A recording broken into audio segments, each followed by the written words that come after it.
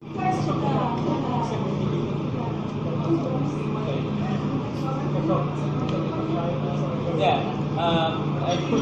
For example, in Brazil, the first time that our people get free medicines was in 1996. How this happened in our country? Some woman was really sick of HIV. That our friends was really sad because we know she will go to die. But we don't have anything to do. We don't have any medicine to help her. So she was in the hospital, near to die, and our friends go to her doctor. It's a public hospital, and we ask them to her doctor. Really, look, to hear that in US they have the AZP. So can you give the prescription for that medicine? The doctor says, why you want that prescription? Here in Brazil don't have this medicine. He said, oh yes, please give them. You have money to go in US and buy the medicines. He said, it doesn't matter. You just want to try.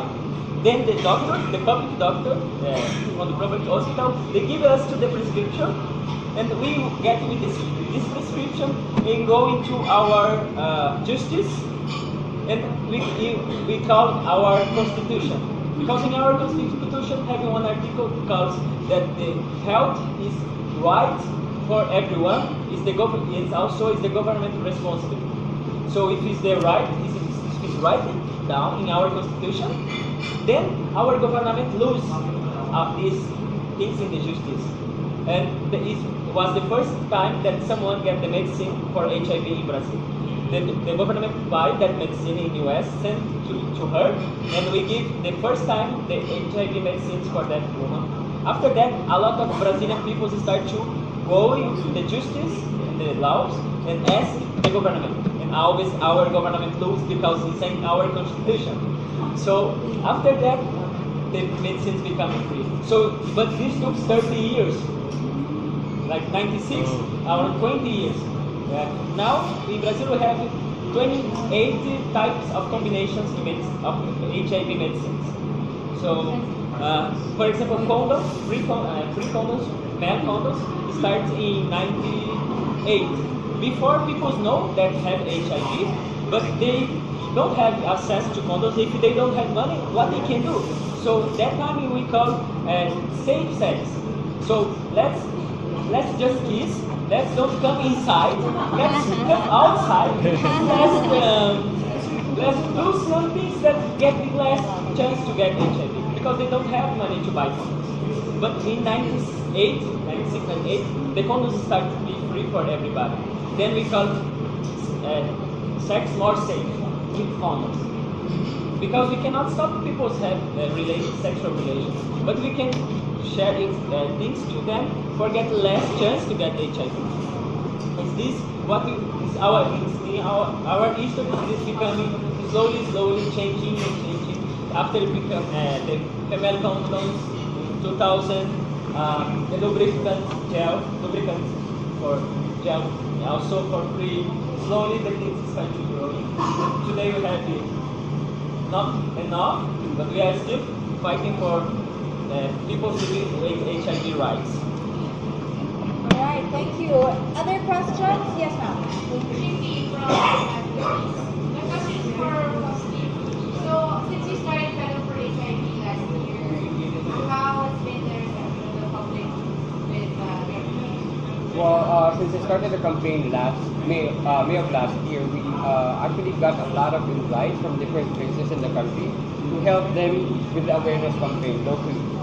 So technically, when I started this, it's just me alone, and then eventually there are a lot of people who wanted to work with me, so who wanted to support me. So I'm very thankful with that. So now the reason why we're doing the HIV positive photo tour de Pilipinas is also for me to visit those different places in the country, just to increase the visibility of the poster to end stigma and discrimination. Aside from that, to spread awareness, to provide HIV 101 lectures, to talk to the schools, to the youth, to inspire them to become leaders in their community also. So normally when I talk to youth, I don't just give them information. aside from that, I also encourage them to become leaders because when they leave their area, their community, definitely they will be the one who will be left there to continue the advocacy. So actually, the feedback was very good.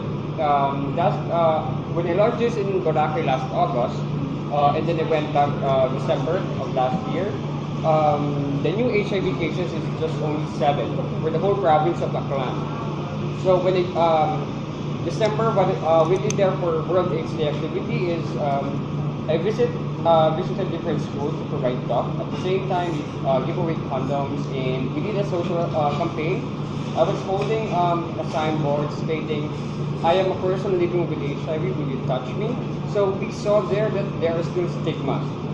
Okay, so but after that campaign, this January they gave me a feedback that after what we did in Boracay last December, there's a lot of people are coming to the health center getting tested. So the feedback is very good. So aside from that, when you go to Boracay, you can reach out to the lifeguards. You can ask for free condoms. Definitely they have it. So that's one of my projects also. Aside from that, I'm also convincing the hotel chains in Boracay. So some hotels and restaurants already are providing free condoms. So this is that's why I started it here because this is a small island, and then they work together also. So if we can do it in Boracay, definitely we can do it in other cities. So that's what we are aiming. Isn't that great? The lifeguards in Boracay also give life-saving condoms. Yes. Good job! Good job! And this poster is actually made with Faustine's blood, right? Yes. It says, so we donated blood here. This HIV positive blood for this poster. And that's the whole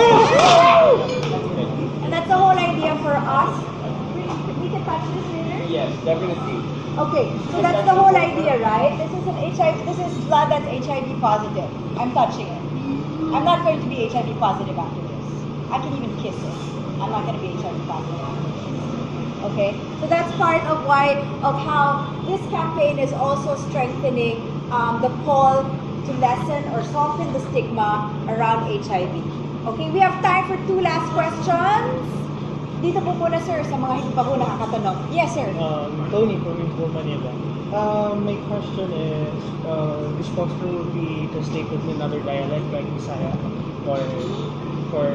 Well, actually, I'm hoping for this poster to be translated in Filipino in different dialects, especially here in the country, you have different dialects. So, I don't know much people yet who can do the translation, but if there are, we are willing to have it translated.